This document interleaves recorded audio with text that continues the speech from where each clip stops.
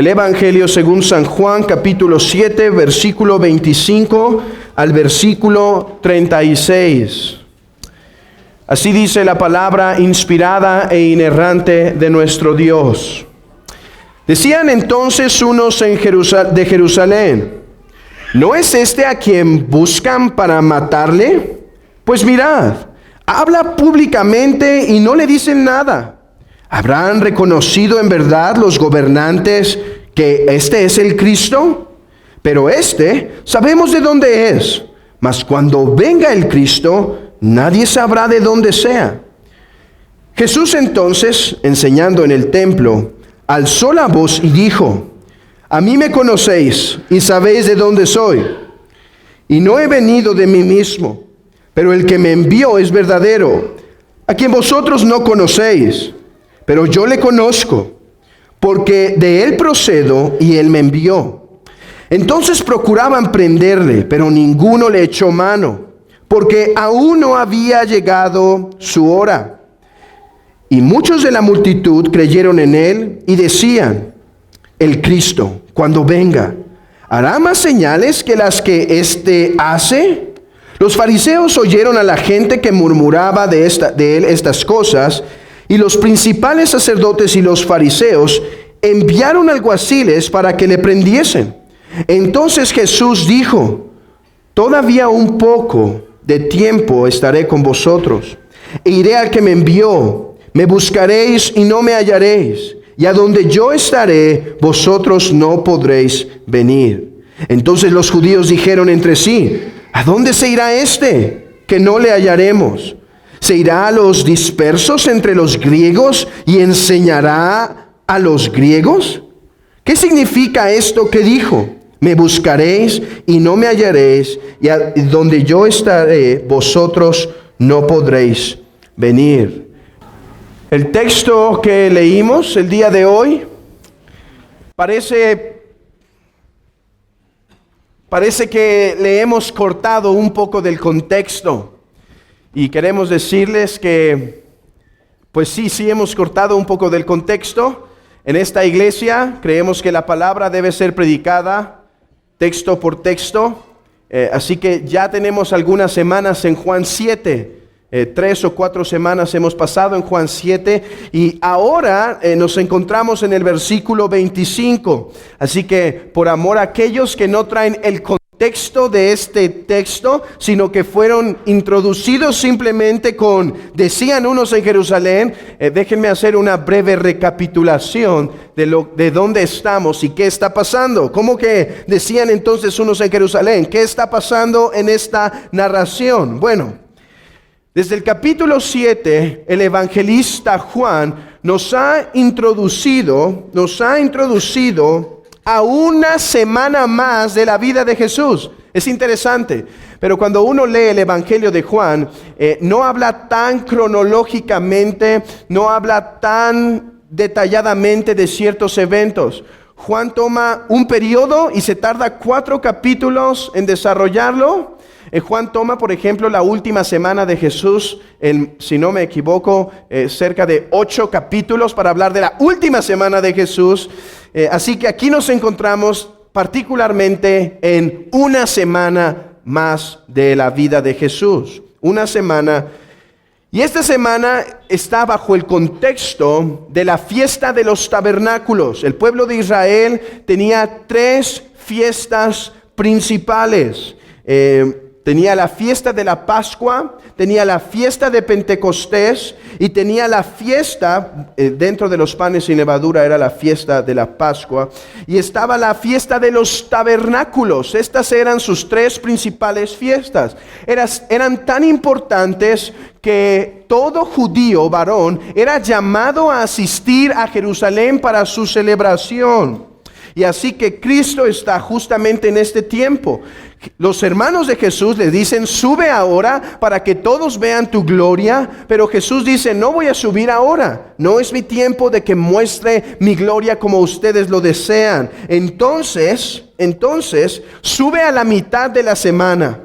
Sube a la mitad de la semana y empieza a enseñar. Y los fariseos se molestan, los judíos se molestan y dicen, ¿por qué está enseñando si no es ningún rabí? Y Cristo les enseña y dice, bueno, yo tengo la autoridad de enseñar porque en última instancia mi doctrina no es mía, sino mi doctrina es del mismo Dios. En primer lugar, porque yo soy uno con el Padre, y en segundo lugar, porque yo soy Dios mismo. Jesucristo es uno con el Padre, son dos personas, en la Trinidad son tres personas, pero es un solo Dios. Así que es lo que está enseñando. Y más bien les muestra que ellos sí están comprendiendo lo que Jesús está enseñando, pero que como su corazón es rebelde, no quieren atender. Entonces, eso está pasando. Jesús está en el templo. Jesús está empezando a enseñar. Decían entonces unos en Jerusalén, ¿sí? Ahora podemos ver, hay una reacción de los fariseos, pero ahora Juan nos pone con la reacción de algunos en Jerusalén a la enseñanza de Jesús. Lo que tenemos en el versículo 25 en adelante es la reacción de los de Jerusalén y las acciones de los fariseos y de los saduceos para con la enseñanza de Jesús. Así que este texto continúa con la fiesta de los tabernáculos. Y recordemos que la fiesta de los tabernáculos tenía al menos dos principales recordatorios. Cada fiesta de Israel les recordaba de una obra que Dios había hecho. Y la fiesta de los tabernáculos no era la excepción.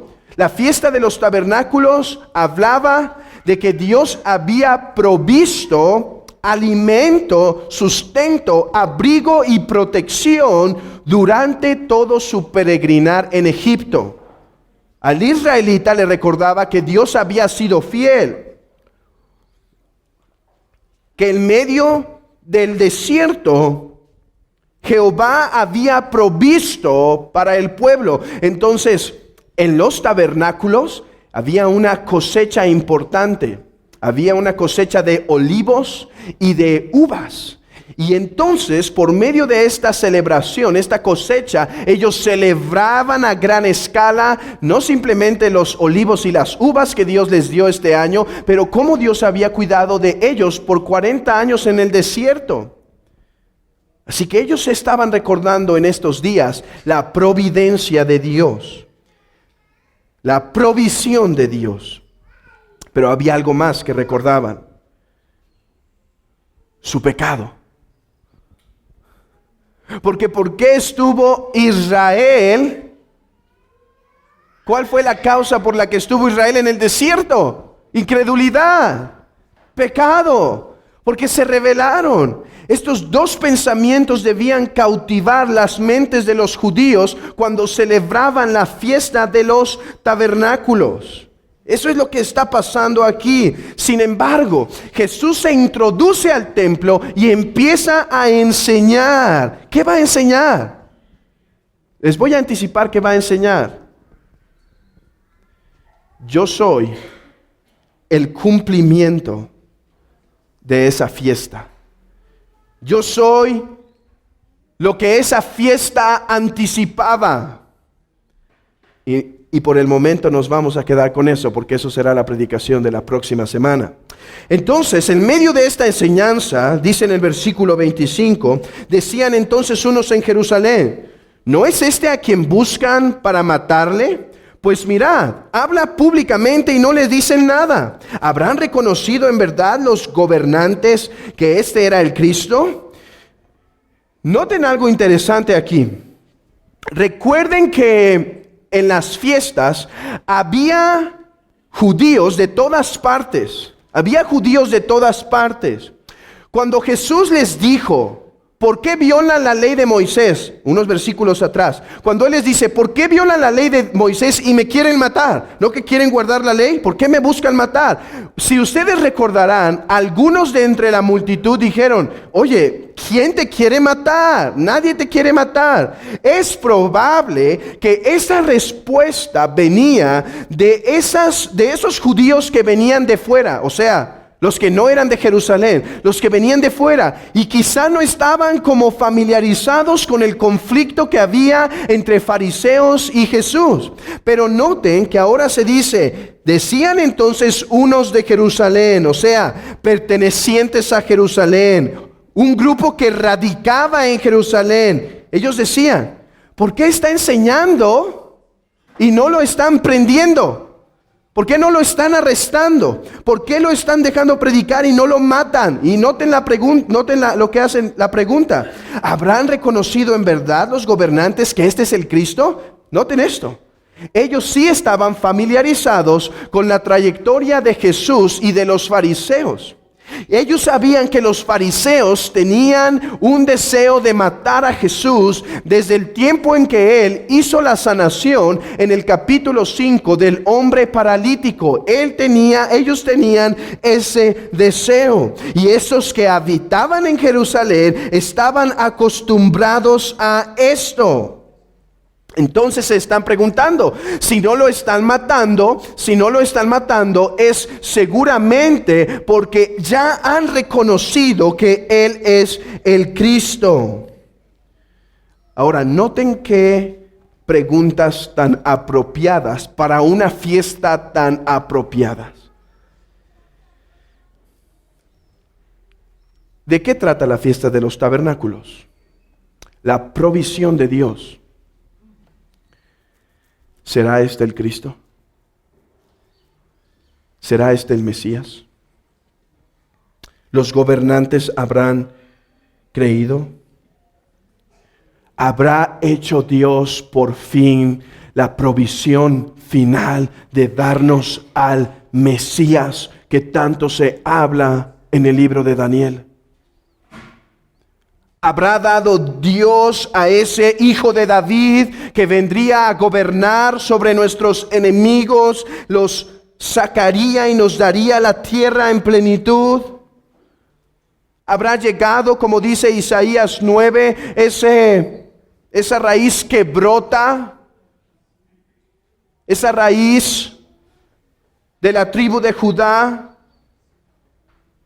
¿Habrá hecho Dios la provisión? ¿Será este el Mesías? Qué preguntas tan adecuadas para una fiesta que celebra la providencia de Dios. Y estas mismas preguntas te deben confrontar a ti esta mañana. Este mundo busca salvadores por todo lugar.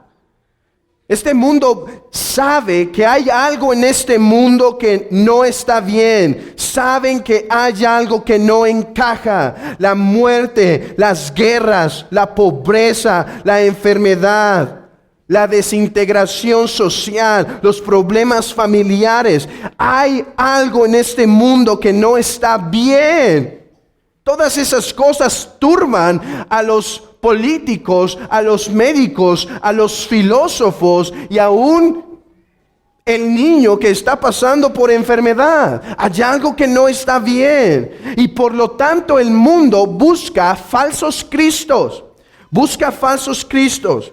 Para algunos es el desarrollo médico. Para otros la política. Para otros en el tiempo de Jesús eran hombres que se levantaban, celotes, así se les llamaba, guerrilleros que iban a poner a Roma en su lugar con sus propias fuerzas. Para otros es la seguridad del país, la economía del país. Para otros los buenos matrimonios, eso es lo que hace falta en la vida, buenos matrimonios. Para otros las obras de caridad, para otros la entrega total, para otros simplemente más educación. Pero todas estas se vuelven falsas esperanzas bajo el verdadero problema de la humanidad. Porque el verdadero problema de la humanidad no es ninguno de los que hemos mencionado, sino la raíz es el pecado del hombre. Y no puedes buscar el verdadero Cristo al menos que entiendas el verdadero problema. Si el verdadero problema es la educación, buscarás falsos cristos de educación. Si el problema es la política, Buscarás falsos cristos de la política. Pero si el problema es tu pecado, y lo es,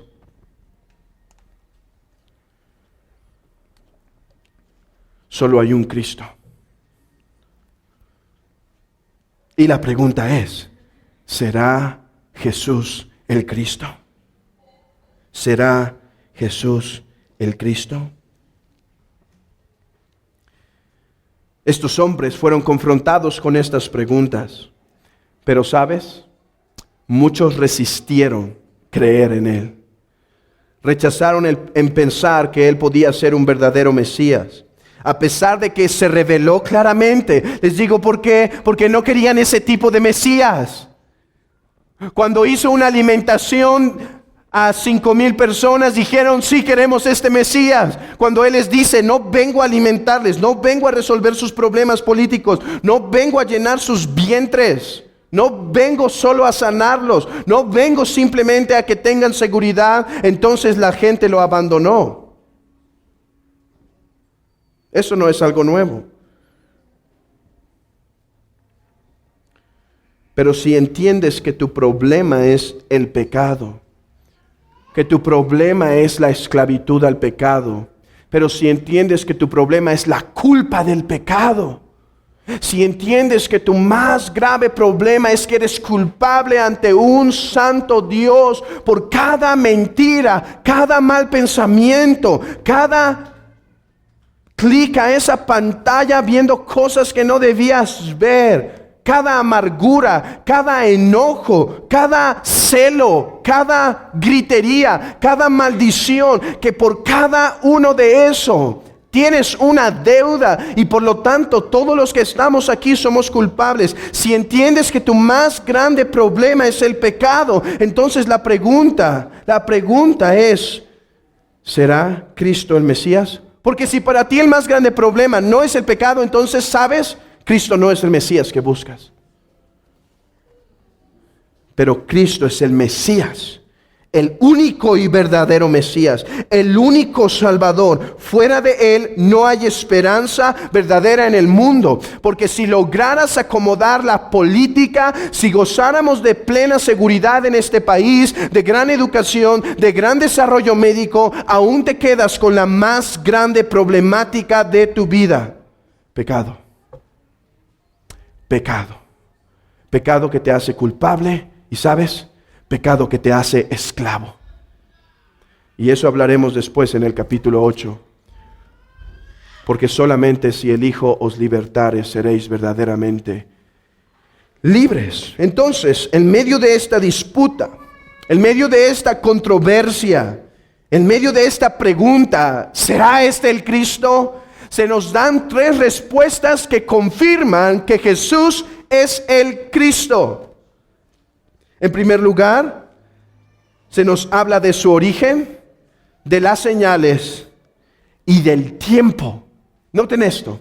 Lo que tenemos en este texto, en medio de esta áspera controversia, de esta áspera relación, en medio de estas preguntas malintencionadas muchas veces, lo que tenemos es que Cristo dice: soy el verdadero Cristo y mi origen lo demuestra, mis señales lo confirman y mi tiempo lo corrobora. Los orígenes, las señales y los tiempos de Cristo confirman que Él es el Cristo y que no esperamos a nadie más. Porque están preguntando aquí, versículo 26, pues mirad, habla públicamente y no le dicen nada.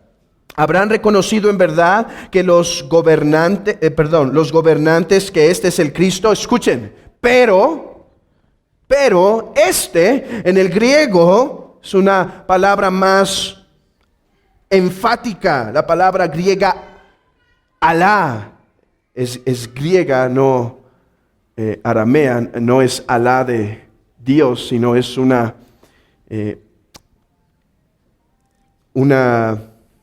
forma de oponerse, de negar. Pero, sabemos de dónde es. Noten, Están algunos de Jerusalén. Ellos están escuchando la enseñanza. Ellos han visto las señales. Ellos saben algo de Jesús y están preguntando. Ya lo están dejando enseñar porque los sacerdotes ya reconocieron que en verdad es el Cristo. Y dice, pero este no puede ser el Cristo. Este no puede ser el Cristo porque sabemos de dónde es. Supuestamente ellos saben de dónde es. Ellos creen que Él es de Nazaret. Y digo que supuestamente saben de dónde es, porque aunque Jesús vivió en Nazaret para cumplir una profecía, sin embargo, nació en Belén. Así que ellos dicen, no puede ser, porque cuando venga el Cristo posee una característica particular. Nadie sabrá de dónde es. Nadie sabrá de dónde procederá el Cristo. Sabemos que Él viene de Nazaret. No es descalificado. Entonces, en medio de esta negación de que Él no es el Cristo porque saben de dónde es, Cristo dice, no. Soy el Cristo porque no saben de dónde soy. Soy el Cristo porque no saben de dónde soy. Pero antes de ver su respuesta, veamos a qué se referían con nosotros cuando llegue el Cristo no sabremos de dónde sea. Nadie sabrá de dónde sea. ¿A qué se refieren con esto? Es que entre los judíos había dos posturas respecto a la procedencia del Mesías. Había la postura del Sanedrín, podríamos decir que esa era la postura oficial, y estaba la postura del pueblo. Había algunos que tenían otras posturas, otra interpretación de ciertas cosas, así que había dos posturas famosas. El Sanedrín correctamente decía que el Mesías debía venir de Belén. Esto lo sabemos por lo que se dice en el versículo 42. ¿No dice la Escritura que del linaje de David y de la aldea de Belén, de donde era David, ha de venir el Cristo? Ellos pensaban que Jesús era de Nazaret. No conocían que había nacido en Belén. Entonces ellos decían, esta postura decía, de Belén tiene que venir el Cristo, correctamente, porque Miqueas capítulo 5 versículo 2 dice que de Belén llegaría. Por eso nos enseña Mateo 2:1. Jesús nació en Belén. Es cierto, los fariseos tenían una postura correcta. Miqueas 5:2 enseña que el gran Mesías, el gran libertador, nacería en Belén. Lo que ignoraban los escribas, los fariseos, el Sanedrín, lo que negaban o lo que no entendían es que Jesús había nacido en Belén. Por lo tanto, Jesús puede ser el verdadero Mesías. Jesús puede ser el verdadero Mesías y lo es. Pero, muy probablemente esa no es la objeción que tenemos en el versículo 26.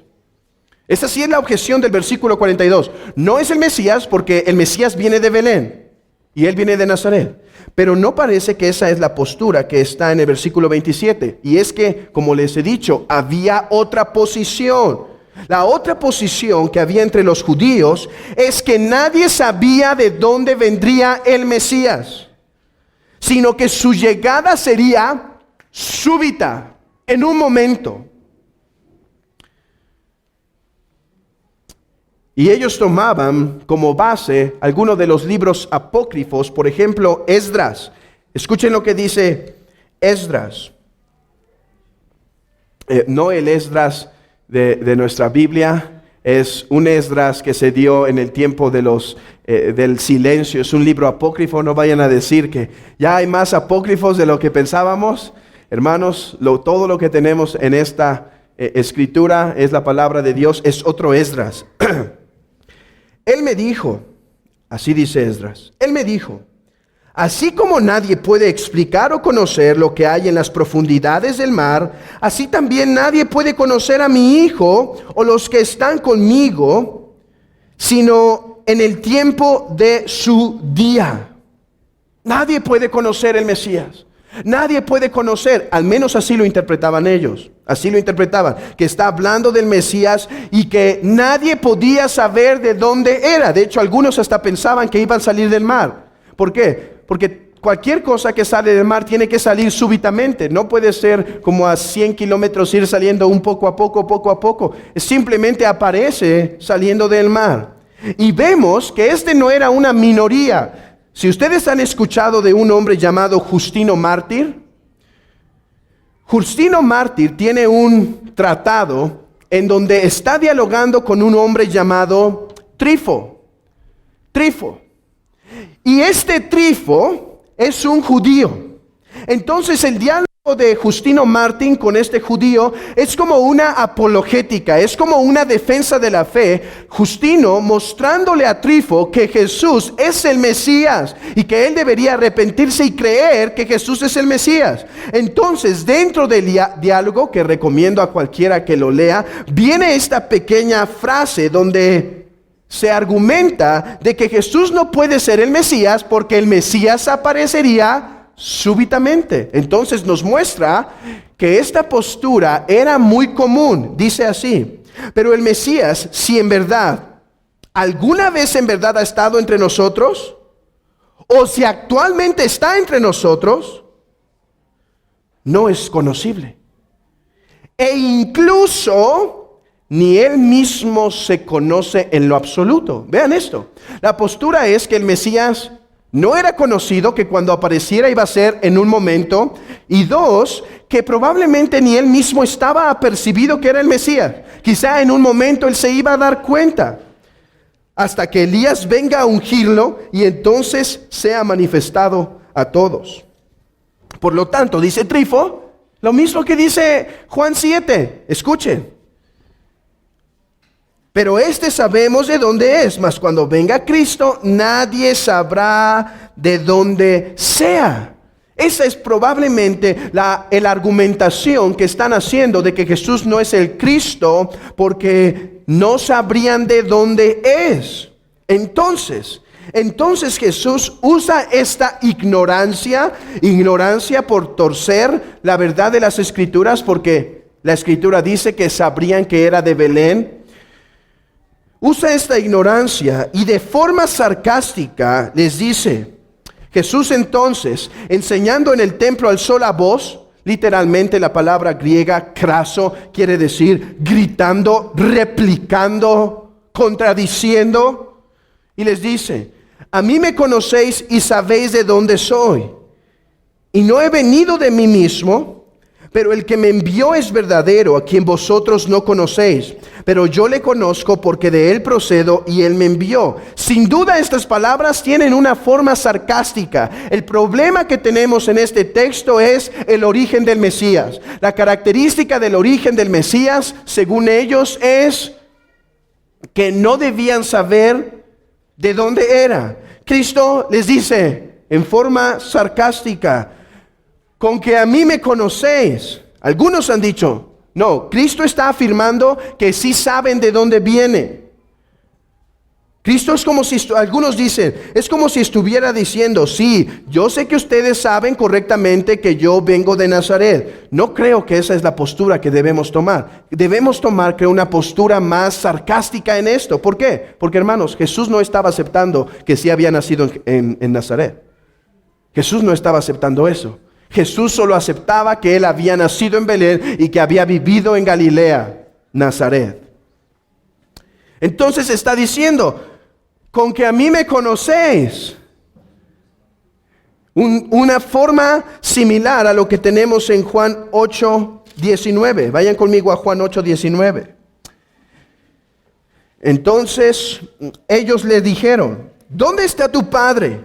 Respondió Jesús, ni a mí me conocéis, ni a mi Padre. Si a mí me conocierais, también a mi Padre conoceríais. Ahora, vean en ese mismo capítulo, el versículo 55. Pero vosotros no le conocéis, mas yo le conozco, Y si dijere que no le conozco, sería mentiroso como vosotros, pero le conozco y guardo su palabra. Una de las constantes frases de Jesús en el Evangelio de Juan es: no conocen al Padre y no conocen de dónde vengo. Entonces, esto confirma que Jesús está hablando de una forma irónica, con que a mí me conocéis y con que sabéis ¿de dónde vengo?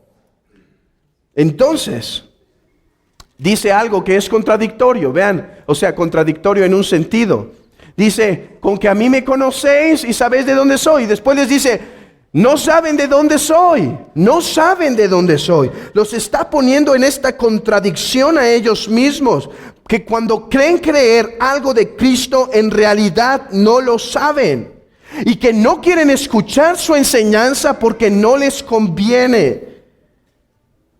No he venido de mí mismo, pero el que me envió es verdadero, a quien vosotros no conocéis.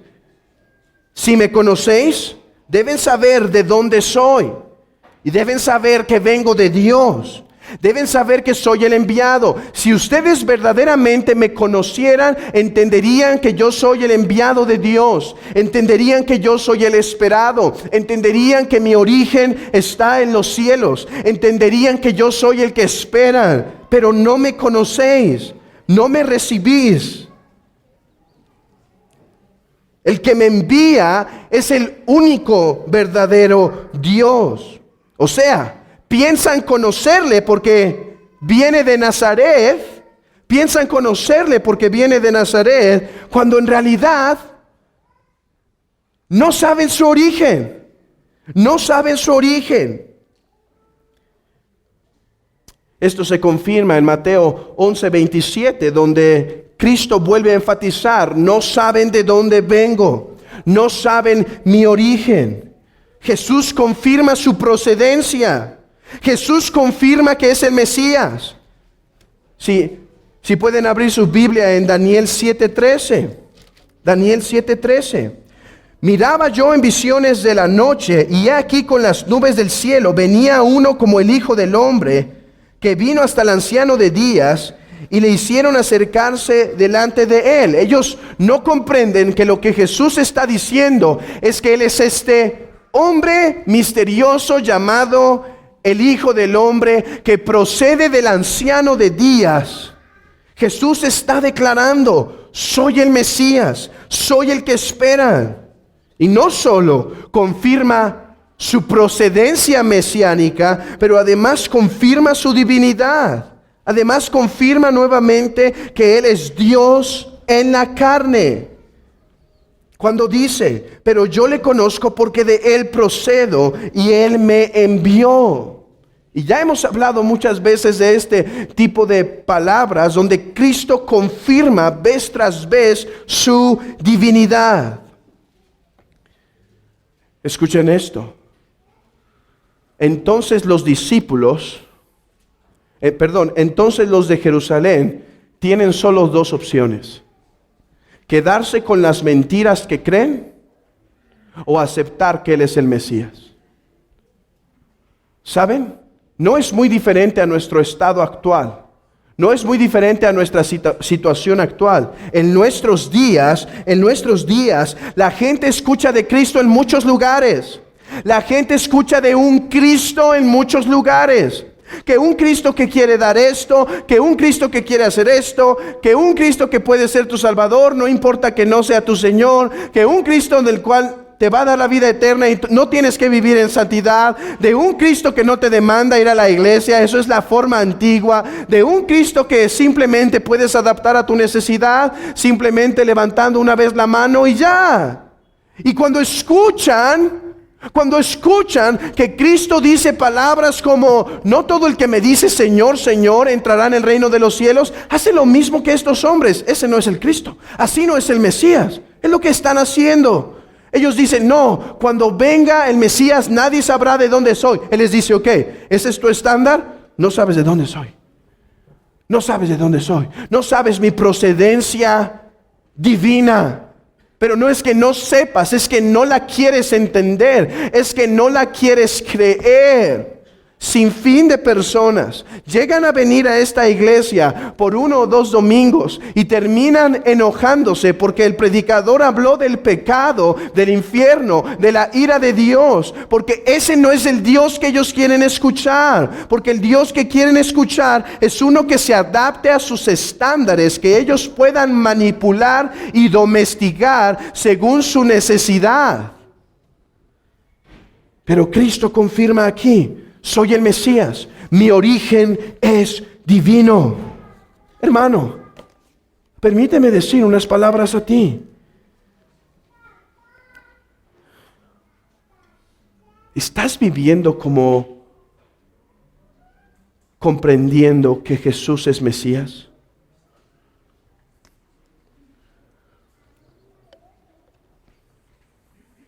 Yo sé que ya has creído que Él es el Mesías. Te estoy preguntando, ¿estás viviendo como si Él es el Mesías? ¿Qué tiene esto? ¿Cuál es una implicación de esto? ¿Sabes cuál era la implicación de Mesías para la mente judía? Uno bajo el cual su pueblo se somete. Uno bajo el cual su pueblo se somete y su pueblo se vuelve su sirviente. Hermano,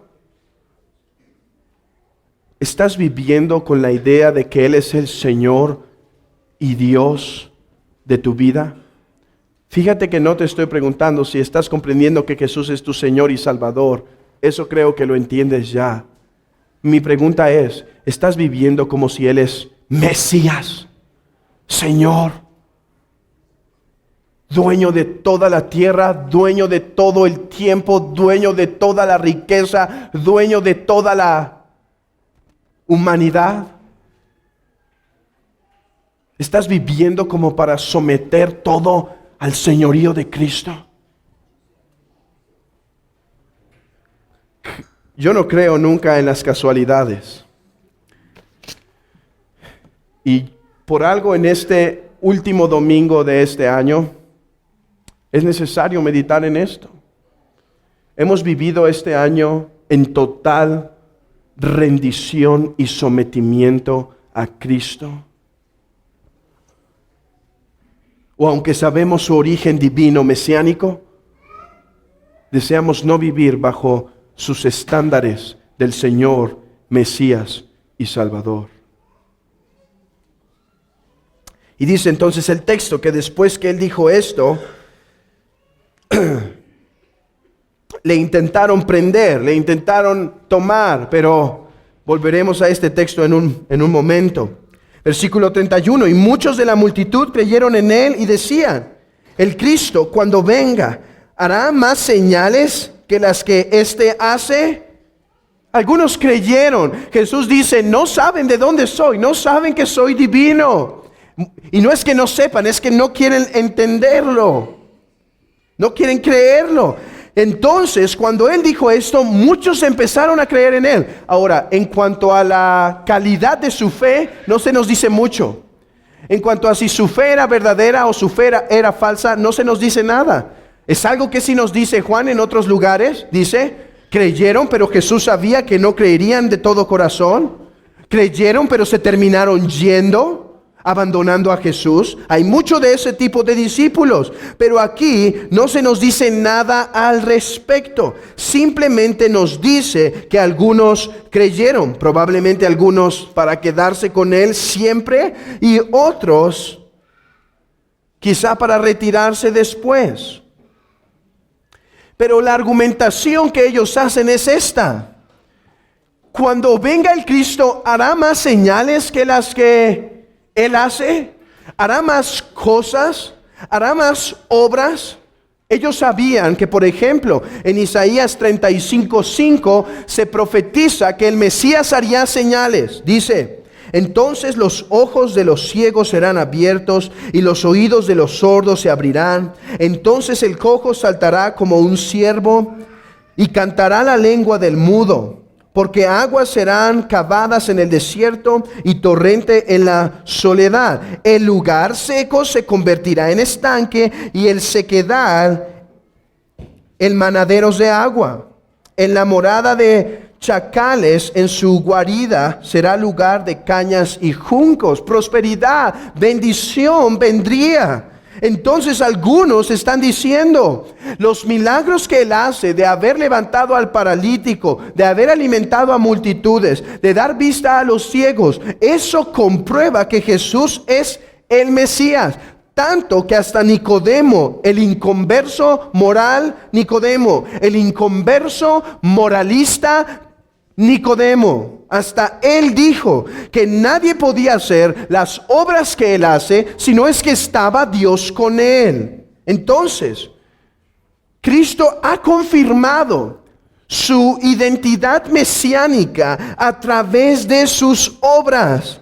Pero noten esto. Todavía habría dos señales que estarían confirmando su obra, porque tú puedes decir, ok, ellos tuvieron señales y viendo las señales creyeron, pero yo ya no veo señales. Cristo dijo, hay una máxima señal.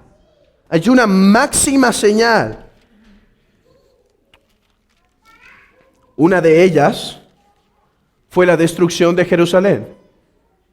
Dice, habrá una señal y profetizo que Jerusalén será destruida. Y eso pasó con Tito en el año 70. Pero había una máxima señal.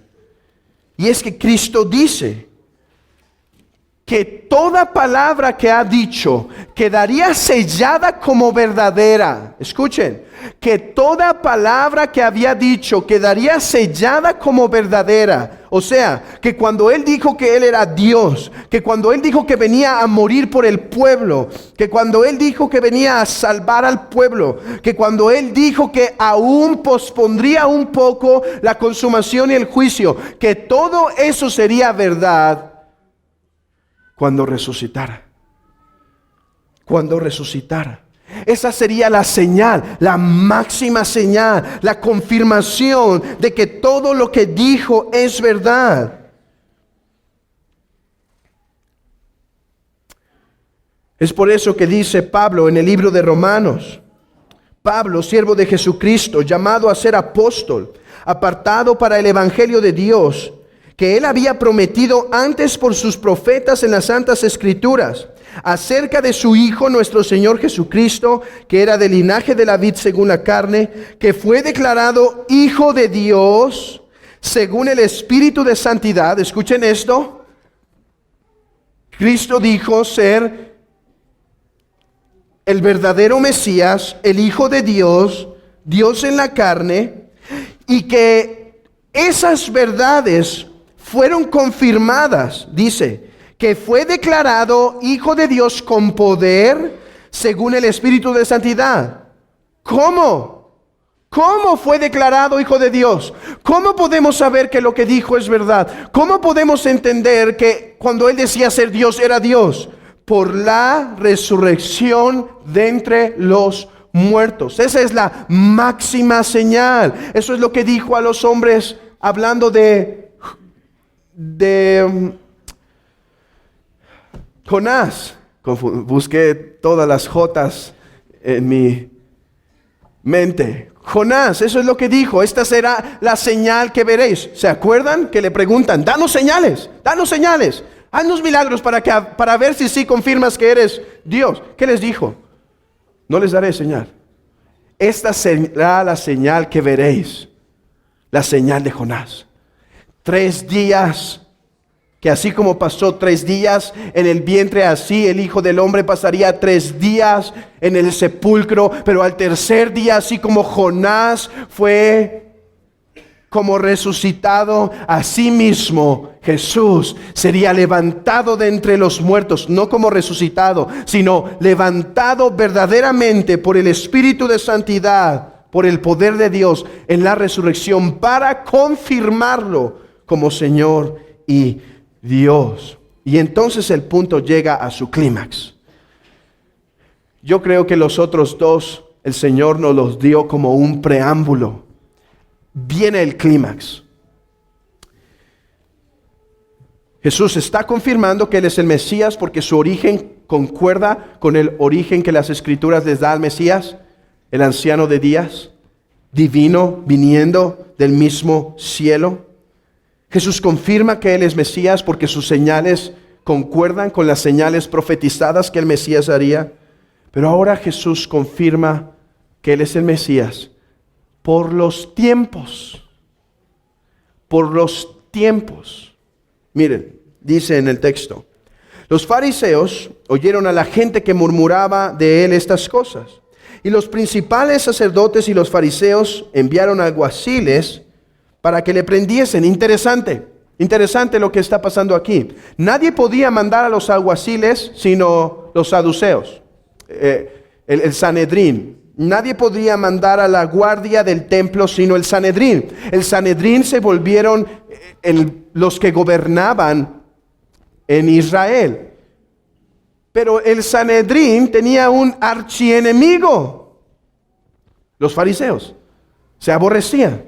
El Sanedrín era el cuerpo político poderoso, rico de Israel. Los fariseos eran los aparentes piadosos que el pueblo amaba. El Sanedrín lo aborrecían, los fariseos lo amaban el pueblo. Entonces, regularmente no había ninguna comunión entre ellos. Pero para que se cumpla el Salmo 2, se unen estos dos enemigos con tal de combatir contra el ungido del Señor. ¿Por qué se amotinan las gentes y los pueblos piensan cosas vanas? Se levantarán los reyes de la tierra y los príncipes consultarán unidos contra Jehová y contra su ungido, para que se cumpla la profecía del Salmo 2.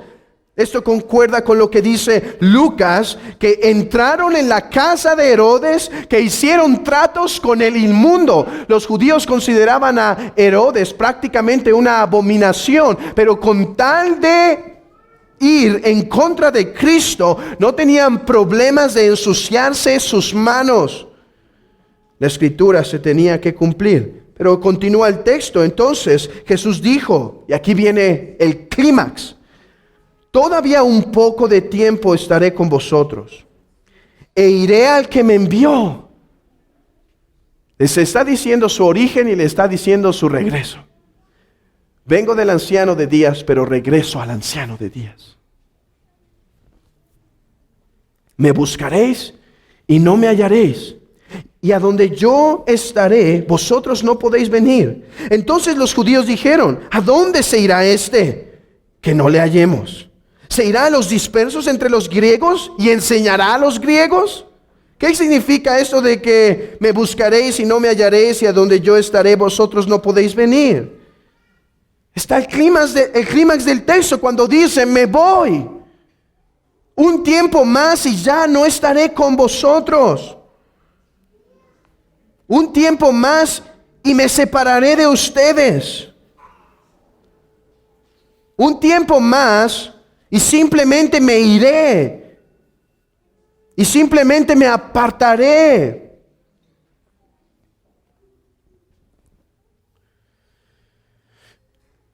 Y entonces, hay dos consecuencias, hay dos tipos de reacciones ante esta situación. Hermanos, Jesús está diciendo esto a un pueblo, Jesús está diciendo esto a los de Jerusalén, les está diciendo: me voy a ir.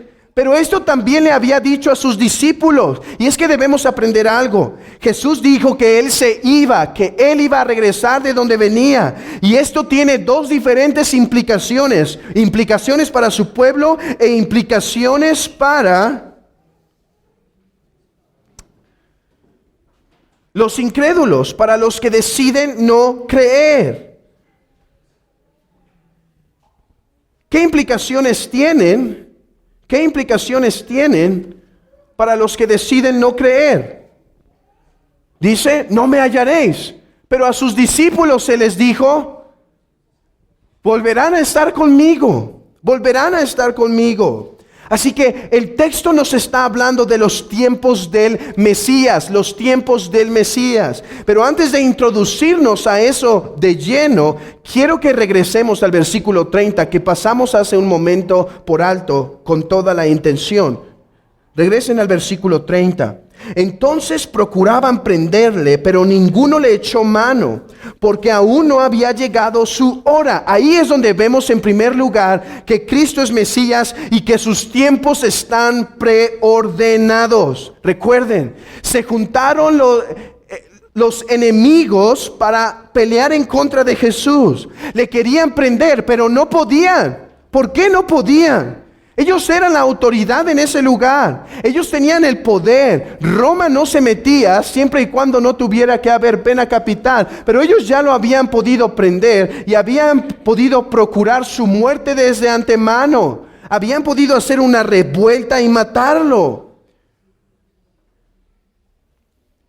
¿Por qué entonces? ¿Por qué entonces no lo hacen? Algunos dirían, porque el Mesías no podía morir. Su muerte fue un accidente y Cristo se estaba escapando de todas estas. No es así, no es así.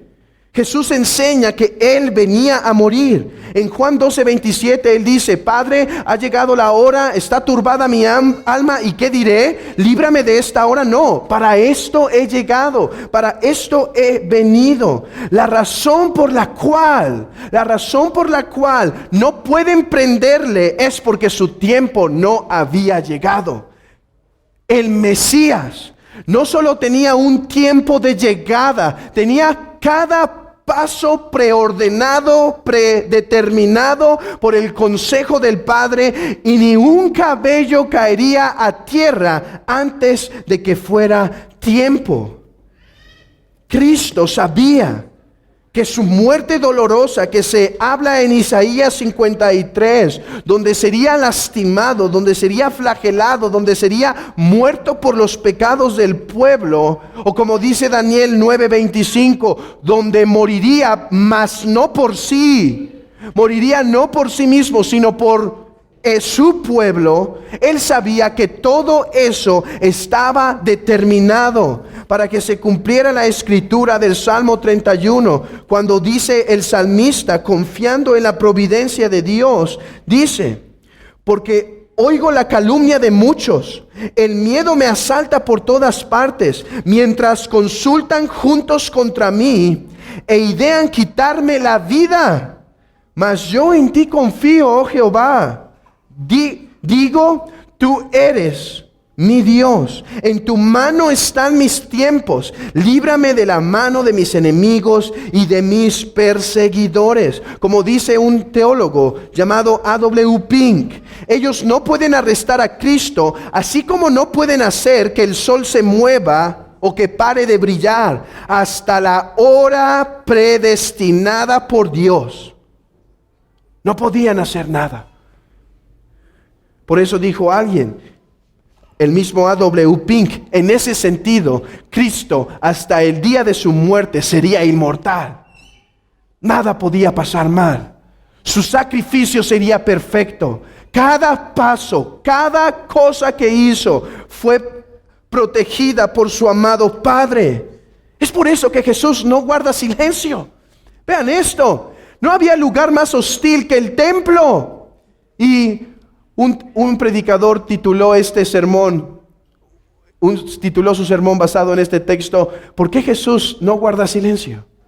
¿Por qué Jesús no guardaba silencio en este caso tan peligroso? ¿Saben por qué? Porque no era tiempo de guardar silencio. Porque Él sabía que su Padre tenía todo ordenado. Amado hermano, ¿no seguimos confiando en el mismo Dios que tiene nuestros días determinados y que Él conoce y ha determinado el día de nuestro ir, el día de nuestra muerte? Entonces, ¿por qué nos detenemos a hacer la obra del reino de Dios cuando es tiempo de hacerlo? Es tiempo ahora, hermanos. Es tiempo ahora de servir con atrevimiento. Es tiempo ahora de poner la vida por el Señor. Es tiempo ahora de arriesgar de lo que hay. Nada va a salir de sus manos. Todo quedará perfecto. Es tiempo ahora. Él sabe. Quizá nos vamos mañana. Quizá algunos morirán en unos años, otros en menos, otros en más. Pero es tiempo. Hoy no es tiempo de callar. Hoy es tiempo de proclamar. Hoy es tiempo de predicar. ¿Cuánto hemos dejado de hacer, hermanos, por el temor? Y no caminamos como Cristo nos manda caminar. Por eso dice Ryle, recuerden, J.C. Ryle, el anglicano de 1900, no Riley. Él dice, los cristianos viven en un mundo gobernado en donde Dios gobierna todos los tiempos y eventos. Y nada puede pasar sin su permiso. Ese sigue siendo nuestro Dios. Ese sigue siendo nuestro Redentor. Hermanos, es tiempo ahora de poner nuestro pan, de echar nuestro pan sobre las aguas. Es tiempo ahora de tomar, de proclamar. Oh, me temo, ¿cuántos de nosotros nos acercaremos al día del juicio sin haber utilizado lo que podíamos utilizar, habiendo atesorado tanto para nosotros de nuestro tiempo, tanto para nosotros de nuestro sueño, tanto para nosotros de nuestro descanso, tanto para nosotros de nuestro dinero, tanto para nosotros de nuestras fuerzas, atesorando, tanto de nosotros de nuestros bienes, sin haber puesto el pan, sin haber echado nuestras fuerzas, nuestro tiempo al mar, esperando que el Señor le dé su fruto a su tiempo. Oh, el Mesías no podía parar de hablar, no podía parar de predicar. Hermanos, creo que en esta iglesia hay suficiente entendimiento para que sepan que no les estoy diciendo que dejen su trabajo o algo así. Creo que cada quien sabe en esta iglesia qué es lo que no está poniendo para el Señor, que debe poner.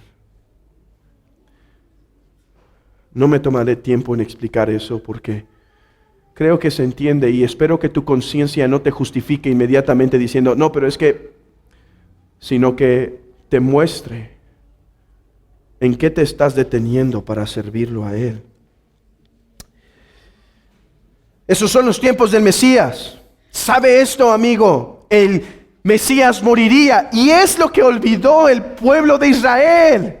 Habría un tiempo en donde el Mesías moriría. Su muerte no confirma que no es Mesías. Su muerte confirma que era el prometido, que era el profetizado en el Salmo 22, que era el profetizado en el Salmo 53, que era profetizado en el libro de Génesis, en el libro de Éxodo, el Cordero, que era aquel que iba a sufrir por su pueblo. El tiempo de su muerte confirma que Él era el Mesías.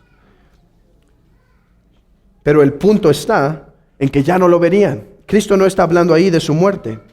Está hablando de su ascensión. Cristo subiría al Padre y no lo verían más. Esto, como he dicho, tendría dos reacciones. Para su pueblo, tristeza. Sí, tristeza. Claro, ya escuchamos a los discípulos diciendo, ¿a dónde vas a ir? No vayas. Dice, tengo que ir. Pero les dice, tengan esperanza. En medio de este trago amargo de que me tengo que ir, tengan esperanza porque los volveré a ver. Y donde yo estoy, vosotros también estarás. Oh, qué confianza. Es cierto.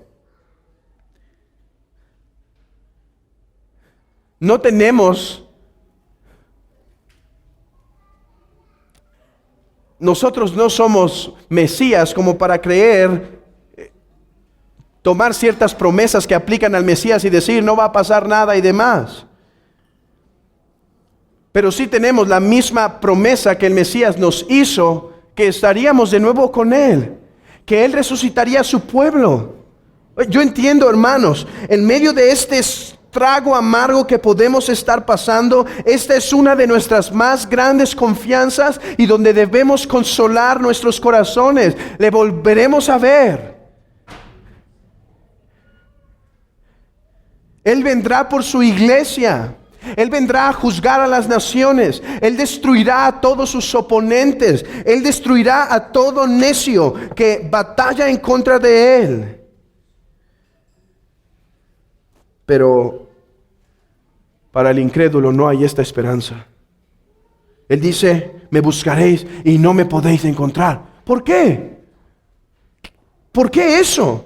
Algunos creen correctamente que esto es una profecía que se hizo en el Antiguo Testamento cuando Cristo dice, cuando Jehová dice por medio de los profetas que Él callaría, que Él ya no hablaría más al pueblo, que Él se iría de ellos. He aquí vienen días, dice Jehová el Señor, los cuales enviaré hambre a la tierra, no hambre de pan ni hambre de sed, sino de oír la palabra de Jehová.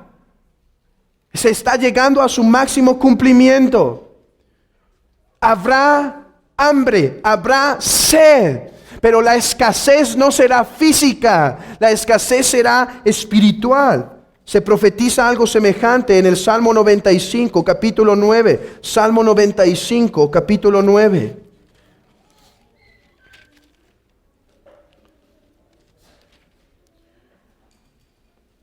Donde me tentaron vuestros padres, me probaron y vieron mis obras. 40 años estuve disgustado con la nación y dije, pueblo es que divaga de corazón y no han conocido mis caminos. Por tanto, juré en mi furor que no entrarían en mi reposo. Jesús está hablando, ellos no están creyendo. Y les está diciendo, ya no me hallaréis, ya no me podrán encontrar. Es algo semejante a lo que pasa en Mateo 21, cuando Jesús está en el templo y dice, y se cumple la profecía de que la gloria de Jehová se iba del templo, y entonces empieza a profetizar, no quedará piedra sobre piedra. La gloria de Jehová se ha apartado. Han rechazado a Jehová, han rechazado al Mesías. No quedará piedra sobre piedra, porque la gloria de Jehová se ha apartado.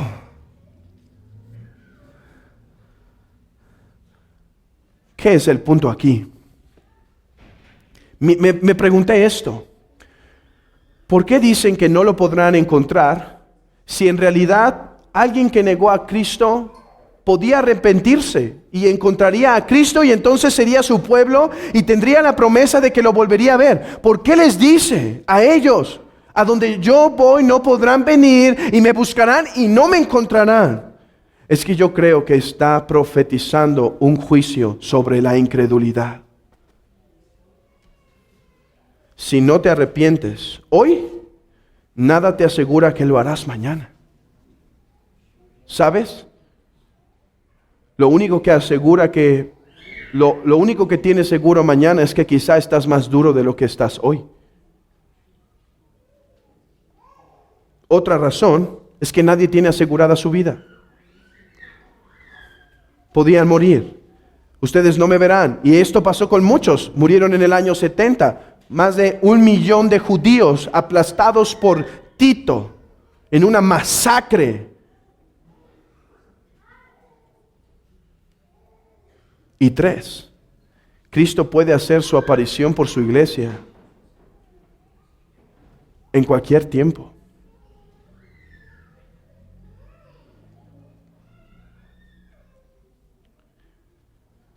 Y por eso les puede decir, a donde yo voy no me podrán encontrar, me buscarán y no me hallarán. No hay nada seguro para ti el día de mañana. Si no te arrepientes hoy, no hay esperanza. No hay esperanza que puedas pensar en el mañana. Nada te asegura que así será. Por eso Él llama el día de hoy, así como llamaba en ese día, Él llama. Comprende que Él es el Mesías. Ve su origen, ve sus señales, ve sus tiempos, ve su muerte, ve su ascensión. Contémplalo a la luz de las Escrituras. Cree, arrepiéntete de tu pecado y vive en sujeción y sumisión a su señorío hoy. Si no, estas mismas palabras pueden ser para ti. Me buscaréis y no me hallaréis.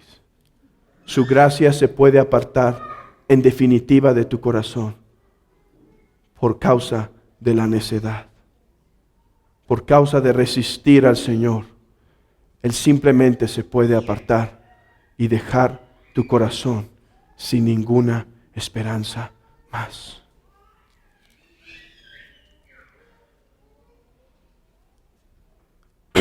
Cristo ascendió a los cielos.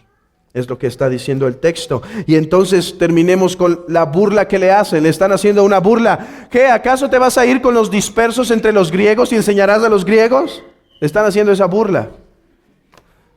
Sería algo impensable. Te vas a ir con los dispersos entre los griegos y enseñarías, lo que quieren decir es a los gentiles. Recuerden, miren, lo está diciendo, y enseñarás a los dispersos griegos. Los dispersos griegos son los judíos que vivían en Grecia, fuera de Jerusalén. Dice, no, y enseñarás a los griegos. ¿Saben? No sabían que profetizaban cuando hablaba, así como el sumo sacerdote que profetizó. Es necesario que éste muera por el pueblo. ¿Recuerdan? Así ellos no se daban cuenta que profetizaban, porque ¿saben qué pasa? En Juan 12 van los griegos a buscar a Jesús y dice, queremos ver a Jesús. Sin saberlo, hermanos, ya hablaban de la conversión de los gentiles, nuestra esperanza.